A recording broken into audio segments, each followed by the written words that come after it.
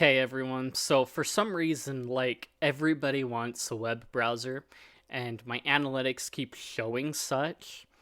So I'm kind of going down a nostalgia trip with this one as well. I was kind of planning on this, and I was kind of messing around with um one of these on my ThinkPad to kind of get things rolling. But basically, if you guys haven't heard of Pale Moon or Basilisk, basically these are two browsers that are in essence forks of old Firefox. Basically, what they did is they took the old Firefox web engine, whatever the rendering engine was, I don't remember what it was called, and forked it, and it's called Goanna. And so Pale, both, if I can, come on. Oh, it would help if I were on the right screen. But both Pale Moon and Basilisk run off of this. So I think most people know what Pale Moon is, and Basilisk is basically just Pale Moon, but with a slightly newer UI. So on my ThinkPad, I had installed Pale Moon. I was going through getting a couple extensions here and there, and that was about it. But it's just like one of those things where I was like having that really bad nostalgia fit of like, wow, it's been a while, huh? But so basically, Pale Moon follows the like old classic Firefox UI. So I've got it themed right now. So if I were to go into my add-ons, so this follows the most of the old UI basically, but so basically you've got their kind of thing of like their Firefox break off and their things like that. But they've got a whole suite of extensions you can find on the add-ons page in Pale Moon. If I go into the themes, I can, if I enable the default and then restart now. So basically what Pale Moon does when you first like get it is it'll adapt to your GTK theme, whatever that is. But they've got a whole slew of themes that you can get. So if I go into add-ons again, I can go into appearance. Oh, themes. So they've got this is kind of the trip I was going down, and it just like, yeah. So you've got the some of the old Arrow Moon and things like that. You've got the Mac style stuff that they had. You've got the minimal black dark moon up here, and then you've got the normal dark moon here. So mine is the Blood Moon edition of In the Dark that I have currently on this one. All the others I basically have Black Moon because it's smaller and things like that. But you can sit here and go through all the themes that they have. They've got old Chrome themes. Oh, Photon Firefox, if that's your thing. And like Walnutty, I remember like going through Firefox themes, and like this was like sometimes some of the cool themes that they had like this that really set off my nostalgia stuff. But and personas as well. If you remember Firefox personas, that's a thing here too. And I don't remember how you can do your own custom one, but those are there as well. So we'll enable that and restart now. So you may be wondering how Pale Moon stacks up. Like, so I ran a browser audit and I made sure to have it like done and ready. And surprisingly, in some areas, it seemed to do better than even in some of the more recent Chrome browsers. And I know the dude has been working on it, and people say like, well, it's just not that, hey, it's just not that it's like basically an old web browser, blah, blah, blah, blah, blah. I mean, yeah, it basically follows the old form factor, but if we go through here, you can see, let me zoom in a little bit so you can read it a little bit easier. So let's see, it has a couple like warnings with WebSocket connecting. So it's got some blocky allowy bits there. Let's see, color can access content type with no access control exposed header. So that might also be a thing where you can patch that in with like things like Grease Monkey, which they do have for Pale Moon, but you could kind of figure that out. This is basically the default run test that you get in Browser Audit for your security stuff. So if we go to the Pale Moon add-on site and we go to extensions, it's got, you could sit here and go through all the extensions. So like here's the Grease Monkey one, but like there are a whole ton of them and it just amazes me. And if we go to, where is it? Privacy security. So you've got your ad block latitude, your ad block prime. And if we scroll down here, we've got the de facto, like, still, I'm pretty sure this is still maintained as well. So yeah, July 20, 2021 is the uBlock origin for Firefox Legacy. So all you have to do is click the link, click the extension, and it'll download it, and you hit install now, and it's installed. I already had it installed, but the cool little thing disappeared from me.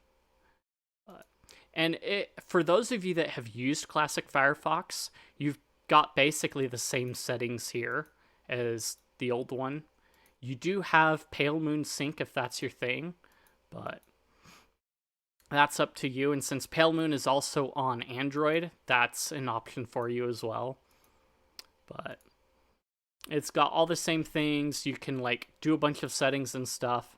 And I believe we can even go to the About, Config, Here There Be Dragons. So yeah, you can go through and do the same stuff that you do in Firefox here as well. And this will apply to Basilisk as well, just for your info.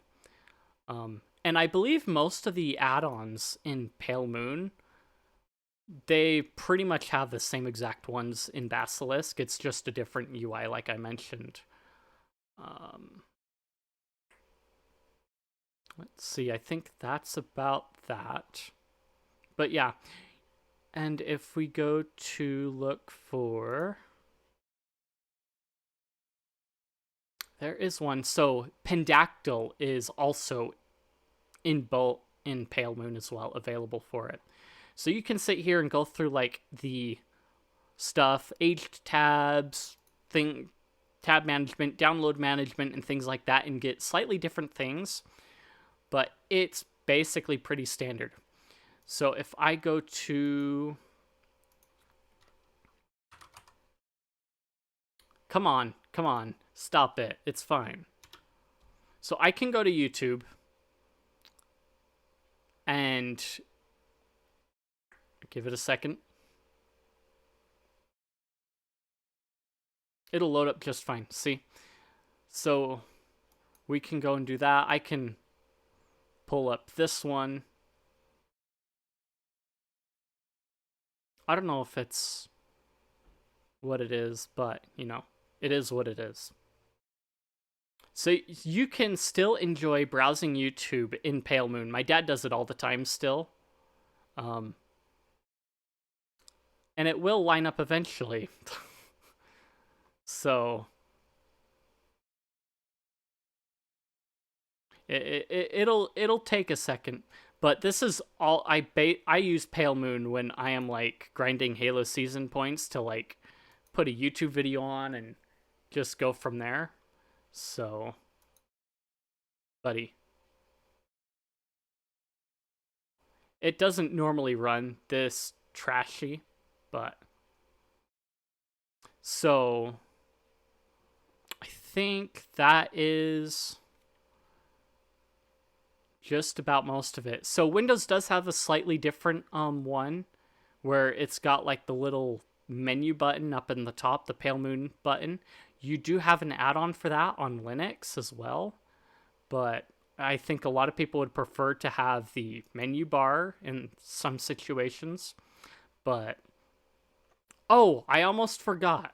So one thing too that both Pale Moon and Basilisk do pretty well right out of the box.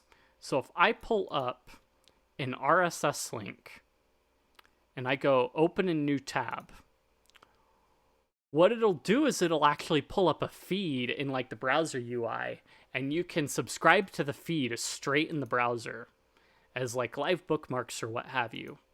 So you can sit here and keep track of all your feeds, RSS feeds. So if I go to, yeah, that one, and I, for example,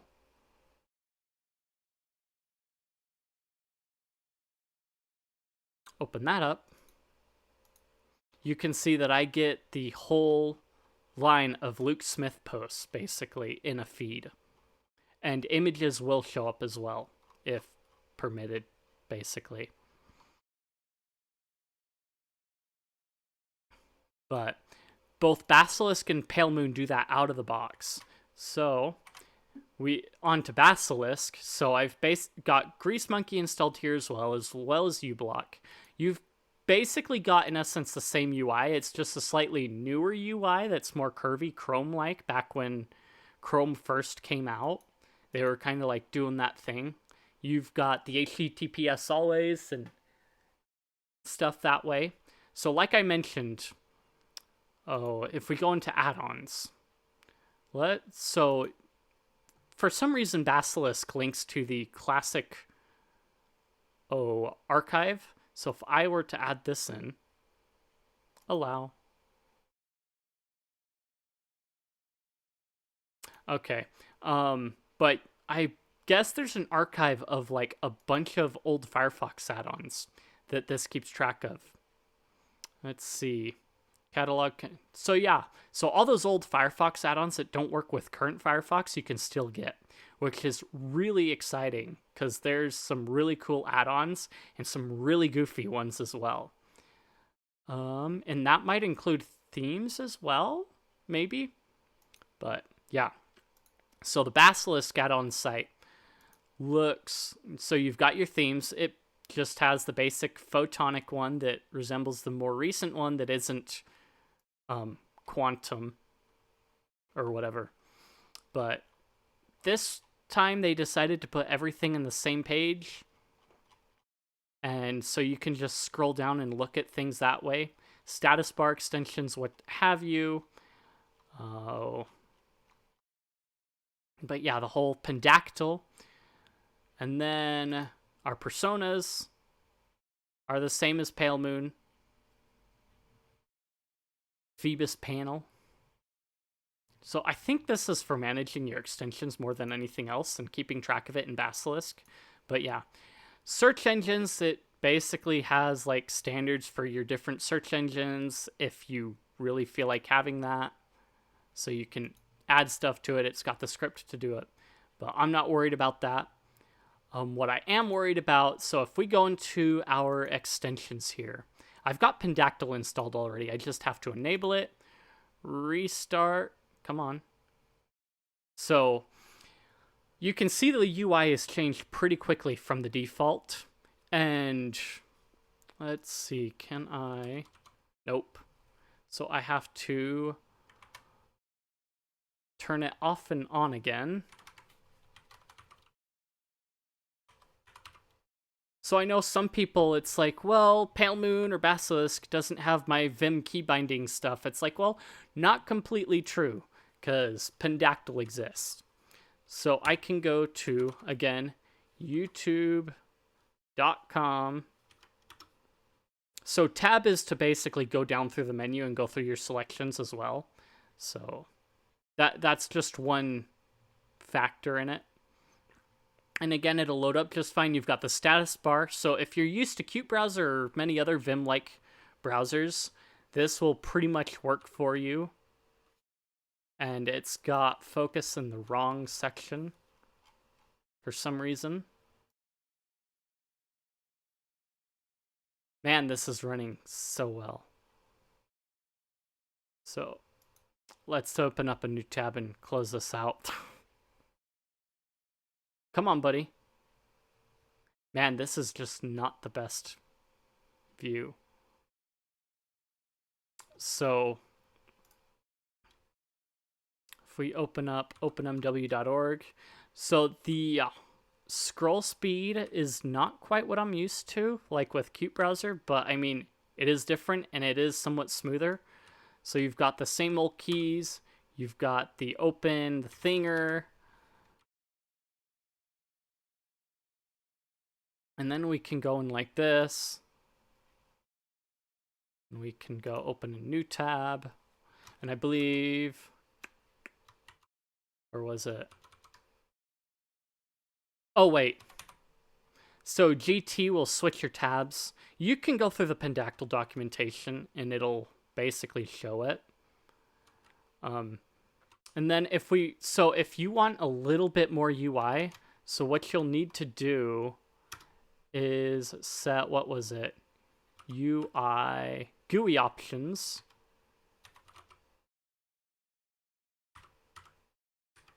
Options equals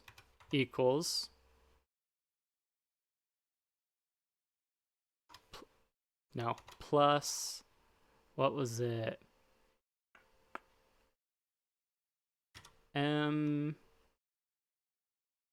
Was it that?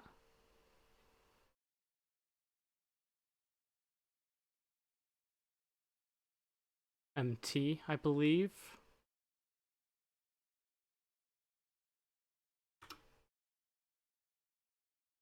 Okay, let me go back to the Pendactyl stuff.